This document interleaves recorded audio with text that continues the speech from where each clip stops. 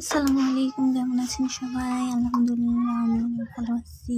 আজকে আপনাদের সাথে একটা মজার একটা জিনিস শেয়ার করবো। আসলে এই জিনিসটা আমার অনেক পছন্দের, জানি না আপনাদের কার পছন্দের বা কারো ভালো লাগে কিনা। এই যে চিতই পিঠা, হ্যাঁ এটা চিতই পিঠা, কিন্তু এটা দুধ চিতই না, এটা আমি ঝাল করে খাবো। ঝাল বলতেও আমি অতটা ঝাল খেতে পারি না, আসলে আমি ঝাল লাভার না।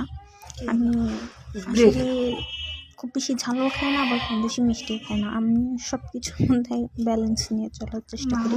আসলে অতিরিক্ত ঝালটাও আমার সহ্য হয় না, আর অতিরিক্ত মিষ্টি খেলেও আমার কেমন জানি একটা অস্বস্তি হয়। এই যে দেখেন আমার ফুলকো চিতই পিঠা, মানে দেখলেই লোভ লাগে না, কি সুন্দর লাগতেছে। আর শীতের সকালে এই পিঠাটা না জাস্ট অসাধারণ।